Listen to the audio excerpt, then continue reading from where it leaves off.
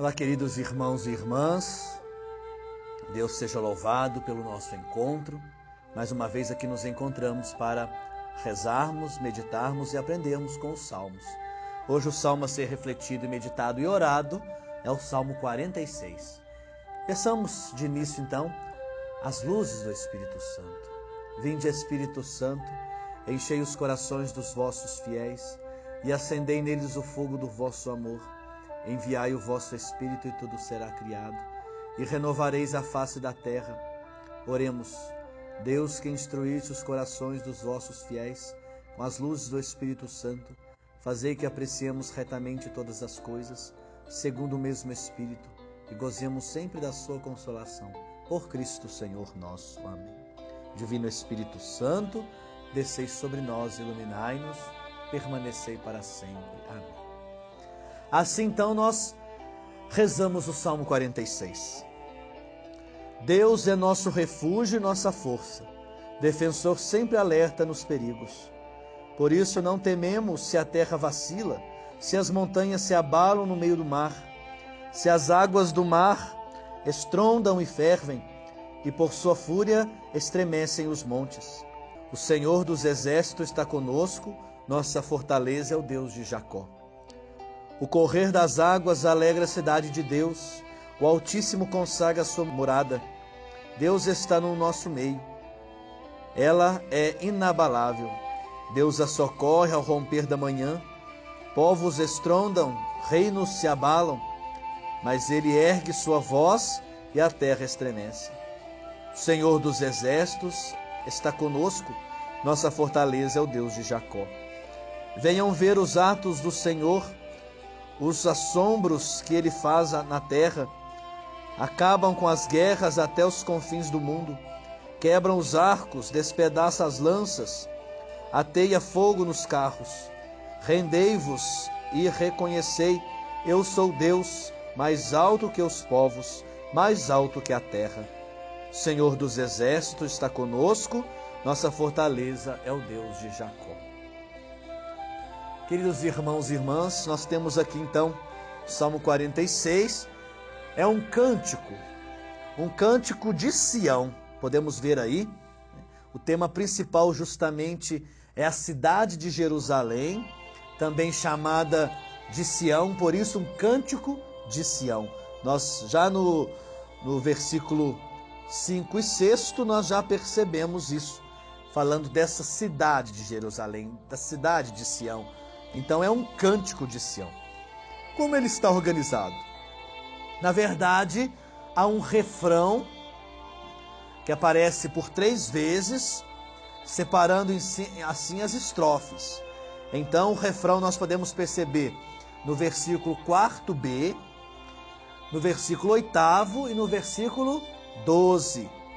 Então separando 3 estrofes, dos versículos 2º ao 4a, do 5º ao 7º, do 9º ao 11.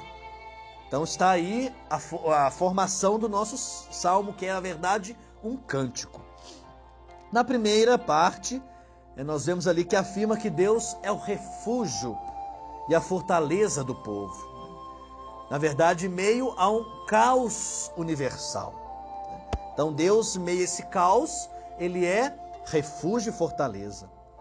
Fala-nos de perigos, terremotos, maremotos. Quer dizer, são imagens que apontam para a situação vivida naquele momento. Não se trata, na verdade, de um caos universal em sentido real. Nós vamos entender para frente um pouquinho. Mas, na verdade, um sentido figurado.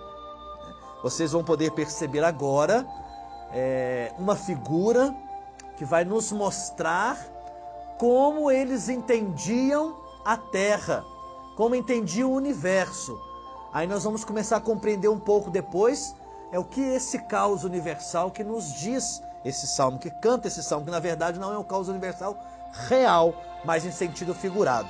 Então agora vocês vão olhar, quero que percebam bem, reparem bem essa figura, e ao mesmo tempo eu vou contando para vocês a história de como eles entendiam então, o povo da Bíblia entendiam a terra. Então é preciso compreender que o povo da Bíblia imaginava a terra como uma superfície achatada, apoiada sobre as águas. Acima dela o céu, em forma de abóbada, vocês estão vendo aí. E em outras palavras, o céu era imaginado como uma bacia de boca para baixo, suspenso sobre a terra por duas colunas invisíveis. Essas colunas, as montanhas, tinham suas bases no seio do mar. Então vocês podem ver aí as duas bases laterais no seio do mar, né, como colunas sustentando o mar, a terra, e que ficava debaixo da terra. Imaginemos então a seguinte cena que está aí a nossos olhos. A terra treme, é o terremoto que nos diz o Salmo, e as montanhas que sustentam o céu se racham, se partem no fundo do mar, por causa do maremoto. O céu desaba sobre a terra e o caos total, quer dizer, é o fim do mundo. Pois bem, diz o Salmo, ainda que acontece que Deus, em meio a esse, é o refúgio e nossa força, defensor sobre o alerta dos perigos. Então, mesmo diante de tudo isso, Deus é nosso refúgio e nossa fortaleza. Então, queridos irmãos e irmãs, apresentamos aí então essa figura. Não devemos esquecer que é uma imagem que aponta para outra realidade, não essa real que nós vimos aí. Muito bem, continuemos. Olhamos nossos salmos, depois nós vamos voltar para entender um pouquinho sobre esta imagem. Segunda estrofe do nosso salmo. Então fala de águas correntes, né, que dão vida a quem? A cidade de Deus. Dá vida a Jerusalém, dá vida ao templo, que é a morada do Altíssimo. É inabalável porque Deus está no meio dela. Olha só que beleza, né? Nos aponta para a nossa vida. Quando Deus está no nosso meio, quando Ele é o centro da nossa vida, na verdade, nós temos vida. Não será abalada a nossa vida. Pode ser que nós tenhamos dificuldades, problemas, né? Surge em nossa vida terremotos e maremotos, né? Transtornando tudo, mas quando Deus está no meio, nada se abala. Na verdade, há uma paz na cidade de Deus, né? Chamada também de Sião. Não há nada para temer por isso, né? Então, está aí a segunda estrofe do nosso salmo. Terceira estrofe convida a contemplar as obras de Deus. Ele, na verdade, é o gerador da paz universal. As obras de Deus. Ele destrói as armas de guerra e de morte. O mundo inteiro, na verdade, é convidado a se render diante desse Deus, né? Que domina os terremotos, que domina as dificuldades, que domina as tentações, que não nos deixam abalar diante de qualquer situação. Porque Deus se tornou o centro da nossa vida, e nós temos a quem recorrer, convidando assim esse salmo, o mundo inteiro, a voltar o olhar, a contemplar e a se render ao convite de Deus para estar com Ele. Queridos irmãos e irmãs, como surgiu então o nosso salmo? Gostaria de mostrar para vocês o porquê desse salmo. Então, vocês podem novamente voltar à imagem que nós vamos agora colocar novamente daquela situação de como o povo da Bíblia viu os salmos. E agora nós vamos entender por que eles entendiam dessa forma, né? Por que compreendiam dessa forma? Esse salmo surgiu por quê? Por que eles acham que o céu vai desabar? Tudo isso, né? E vai ter terremoto, e vai ter maremoto, etc, etc. E vão sumir, é o fim do mundo. Então surgiu o salmo, nós vamos aqui refletindo, ao mesmo tempo vocês vão contemplando novamente essa figura. A situação que gerou este salmo é muito clara. No ano 701 a.C., Senaqueribe, general da Síria, teve de se retirar do cerco de Jerusalém. Ele havia cercado a cidade, esperando que por falta de água a população se entregasse. Ezequias, rei de Judá, prevendo o cerco da cidade, empreendeu uma obra gigantesca de engenharia. Mandou escavar um túnel para conduzir para dentro da cidade as águas da fonte Gion, que ficava fora dos muros da cidade. A superfície da fonte foi tapada, então uma planície. O túnel passava por baixo das muralhas de Jerusalém. Prestem bem atenção. O muro passava por baixo das muralhas de Jerusalém, conduzindo a água para o grande tanque, chamado de Piscina de Ezequias. Isso, segundo Reis, nós podemos perceber. Os assírios, então, esperavam a qualquer momento a rendição da cidade, mas Jerusalém continuou a vida normal, com água para beber e para os sacrifícios no templo.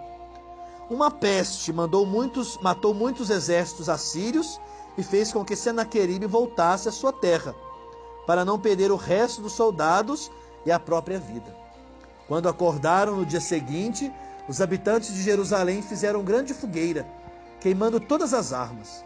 O povo atribuiu isso à ação de Javé, que é a ação do Senhor, estendendo o seu poder de paz até os confins do mundo.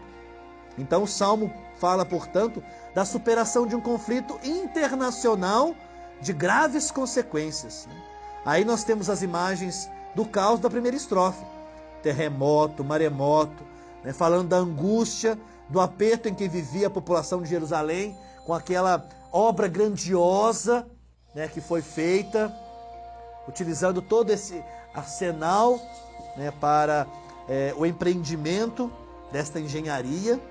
E apesar disso, a cidade e o povo tinham confiança inabalável no Senhor, porque o Senhor fez para eles refúgio, força e fortaleza. Então, por isso surgiu o Salmo, por isso nós entendemos a figura de linguagem que usa então este Salmo para mostrar como o povo da Bíblia entendia a terra.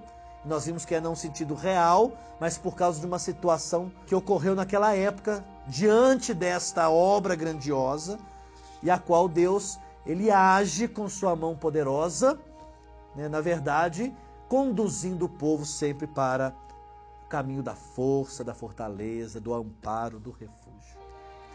Então nós podemos perceber, queridos irmãos, aí o rosto de Deus, um rosto extraordinário, um rosto que nos fala que Ele é aliado fiel, que Ele é refúgio, que Ele é força, que Ele é fortaleza, que Ele é capaz de manter inabalável a confiança do povo da cidade que Ele ama, da cidade amada.